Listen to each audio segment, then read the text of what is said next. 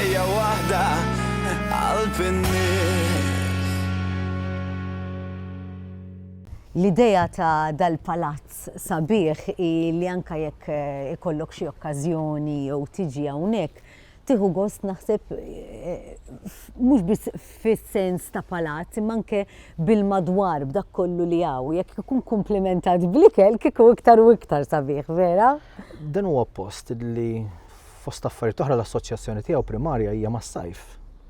Ma iżjed minn kollox hawnhekk ukoll kien post fejn il-Gran Mastru kien jospita bosta nies u daw in-nies kien jospitom mhux biss billi jilqagħhom hawnhekk imma kienu wkoll jiċċelebraw dik il-laqgħa permezz tal-ikel. Mhux vera, jiena derli li hawnhekk dejjem magħruf hekk li jkollok l-assoċjazzjoni tal-ikel, jiġifieri kif kienu jagħmlu dawk iż-żminijiet u anke x'tib ta' ikel qegħdin insemmu li ġej minn żmien kif qed tgħid inti l-Gran Mastri. Ara fi żmien l-ordni nsibu illi iċ-ċelebrazzjoni speċjalment mal-klassijiet l-għolja kienet tinvolvi fiha normalment ammont sostanzjali ta' laħam illi f'dak iż-żmien ġifieri nitkellmu seklu 17-18 mhux bil-fors kien dejjem aċċessibbli għan-nies u tajjeb nibqgħu ngħidu li dina nibqgħu nsibuha saħansitra sa seklu 20 ġifieri huwa biss wara t-tieni gwerra dinjija illi nistgħu ngħidu li n-nies kien ikollhom biżżejjed flus fil-but biex għall-inqas darba jew darbtejn fis-sena kienu setgħu jiċċelebraw permezz tal-ikel b'mod li ma kienx normali għal dak iż-żmien. Ġifieri il-milied kien żmien ta' stennija. Imma li hemm ukoll sabiħ li dan nistgħu ngħidu li tibda tħares u anke dan saħansitra nsibuh fi żmien l-ordni. Li inti għandek ikel marbut ma' festa ta' f'Novembru li huwa San Martin. U tibda tara li ħafna mill-prodotti li ssib hemmhekk dawk terġa' ssibhom fil-mejda nhar il-milied. Ġifieri imma taħt forom differenti. Pereżempju, inti l-arinġ ħadd introduċih fil-kokotina.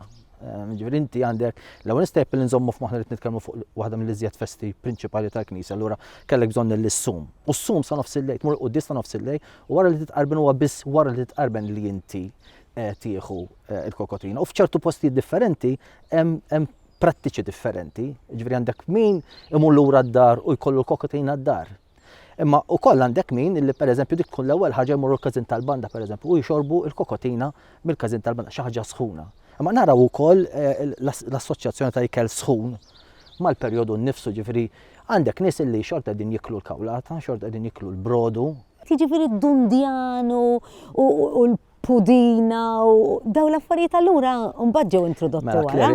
Id-dundjan irdu nżommu f'moħħna li huwa introdott fl-Ewropa lejn is-seklu 16. Inti għandek dan ġej importat mill-Amerika Ċentrali wara li l-Ewropej waslu fl-Amerika Ċentrali u hemmhekk iltaqgħu ma' daw il-prodotti kollha. D-dundjan kien wieħed minn dawk il-prodotti li aħna importajnieh għal ġewwa l-Ewropa. Ġifieri dawk in-nies li jaħsbu li d-dundjan ilu kien Ewropew mill-bidu tal-eżistenza, mhux il-każ. U Malta meta daħal? F'Malta nibdew naraw li dana jibda jsir ikel sofistikat saħansitra fi żmien l-ordni. Ġifieri meta inti qed tiekol dundjan, inti qed tiekol xi ħaġa l-vera rari. Mifħabba li hija rari allura kien tiswa l-flus.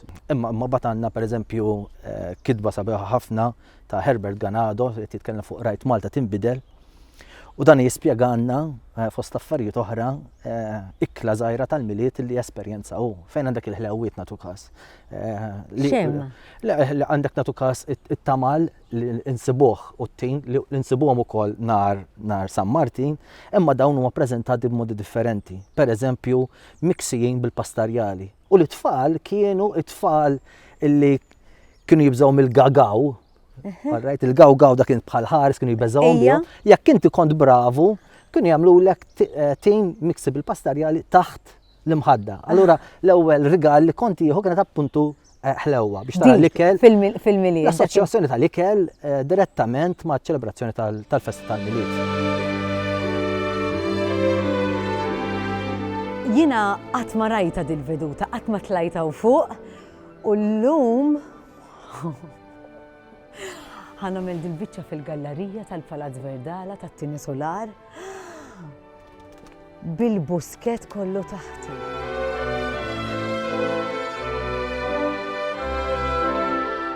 Nowel, x'siġar li ktarawa u isfel? Ovvjament il-buskett aħna nafu li hemm ħafna siġar tal-larinċ u tal-bakkaljaw, ux? Inti għandek il-bergamotta li hija tip ta' larinġa li pjuttost hija morra fit-toma tagħha, infatti ma tantx tittiekel. Biss tintuża ħafna biex din tiġi preservata ġew biex issir marmellata. Bissa hawnhekk ukoll naraw l-assoċjazzjoni l-ordni kellha, speċjalment ma' l-pajjiżi iberiċi, fejn naraw ukoll tip ta' larinġ li kien huwa magħruf bħala jew l-larinġ tal-Portugal jew inkella l-larinġ ta' Sevilla, illi llum huwa meqjus bħala larinġ ta' kwalità tajba ħafna.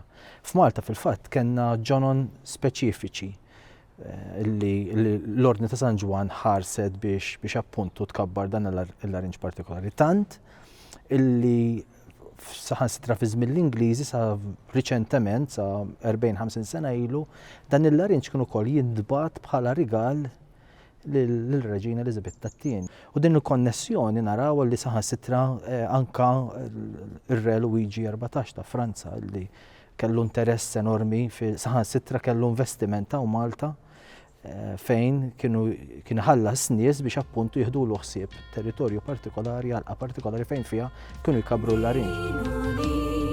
Il-valur ta' din il-frotta staġjonali f'Malta għalija huwa wieħed nostalġiku, apparti benefiċjali, u ma ngħaddix mingħajru f'dawn iż-żminijiet sew f'xi tisjira d-dar jew f'xi mixja qalb is-siġar taċ-ċitru bħalma għandna fil-buskett.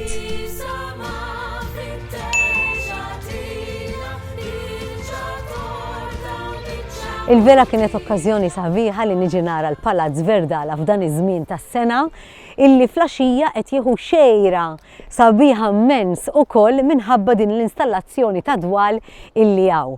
Imma għallum se nħallikom hawnhekk il-kumplament tas-sena it-tajba u awguri għall-bidu tas-sena l-ġdida.